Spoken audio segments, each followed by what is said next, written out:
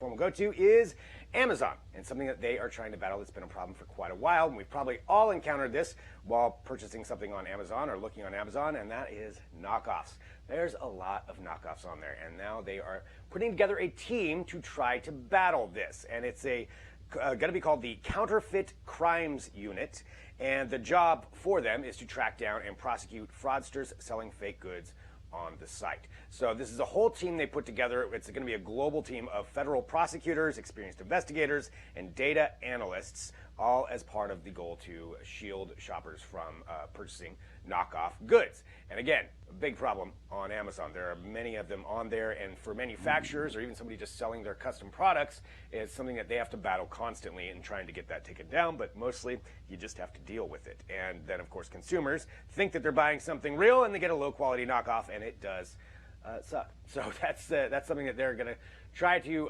stop. And again, that's the Counterfeit Crimes Unit. I would imagine there's going to be a Prime Video show named that at some point, but that is something that they're going to be doing for Amazon, so letting you know about that. Continuing on here with our trending news stories, let's talk about facial recognition software. And as we know, there are a number of issues with it in the way that the algorithms work in misidentifying people, and particularly people of color. And now the ACLU has filed a complaint against the Detroit Police Department for just such an instance. There was a man arrested, Robert Williams. He was arrested after facial recognition software used by the Michigan State Police misidentified him as the person who robbed a watch store more than a year ago. And now the ACLU wants the Detroit Police Department, in conjunction with them, to stop using facial recognition technology. There's actually a number of different complaints that are going on about this, and we've seen a lot of different major industries, major companies, stop providing their facial recognition software to police departments because of these big issues, these systemic issues that are in with the algorithms. It's systemic algorithmic biases that are just in there because of the fact that most of the time it was programmed to recognize white faces, and because of that, there's huge issues. So this is another example of this as we see companies start to roll that back. ACLU again filing this complaint over facial recognition software in Detroit for misidentifying someone. We've got more details about that at digitaltrends.com. Continue on with our news. Let's go to California right now and something that's going on there, and this is because of the regulation that passed at the beginning of the year, where California reclassifies employees of companies, and I'm talking about gig contractors, as employees. So right now, if you look at like Uber and Lyft, those are classified as, they classify their employees as contractors, not full-time employees. Well, now they are by law supposed to be doing that. They've been filing some injunctions to not have that happen, but now California, their Attorney General, is going to actually be pursuing them legally to force them to do this. And the reason this is a big story is because gig workers and how they are viewed really nationally, this is all going to be coming down to what's going on in California. So right now, Uber, Lyft, Instacart, DoorDash, and a number of other companies are filing a huge effort to pass a ballot initiative to reverse this law.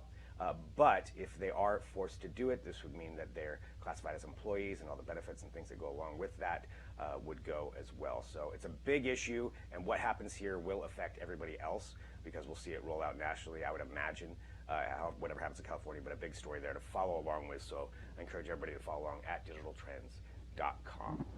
All right, let's continue on here with our trending news. Let's go to a product, and this is coming from LG, the latest entrant into the wireless earbud market, and they're doing something that's kind of unique. They've had this in Korea already, but now it's coming to the United States and the rest of the world, and that is self-sanitizing wireless earbuds. And I'm going to guess this could be a trend that we'll see in a lot of products coming out along these lines because of the fact of COVID and everything else.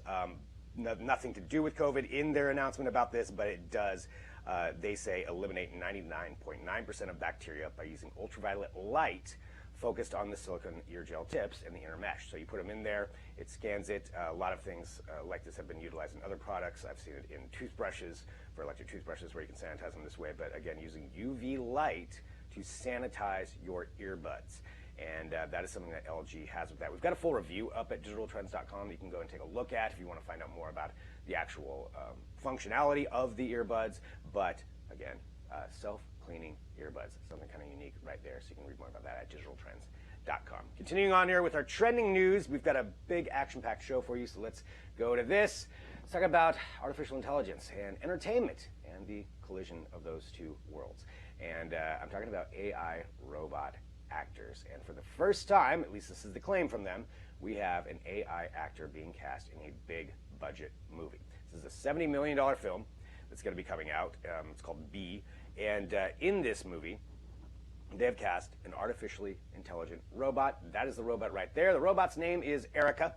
Erica has been around for several years and was created by a team of Japanese scientists. And now, because of this movie, they have taught her to, quote, act. They've applied the principles of method acting to artificial intelligence, according to one of the founders. And they said that since Erica has no life experiences, she was created from scratch to play the role. So they reprogrammed her specifically to play the role of a robot who escapes in this science fiction film. So there's a whole plot behind that. But this is, you can control the speed of her movements. They talk her through feelings, and they were giving her acting coaching to develop and her body language as well. So a whole bunch of things with this. Sorry, it's just a little bit disturbing looking at that right there. But that is something that's going to be coming to a movie. So it's called Bee. And again, the first artificially intelligent robot cast in a movie. It's a $70 million film. She's going to be one of the lead actresses in that. Continuing on here with our trending news before we take a break and go to our guests, let's talk about NASA for a second. The International Space Station, and that show's been getting a lot of attention lately since the Crew Dragon capsule launched up there. And now we're going to be getting a spacewalk that's going to be happening on Friday. So that is early Friday morning, and they're going to be out there for up to 7 hours.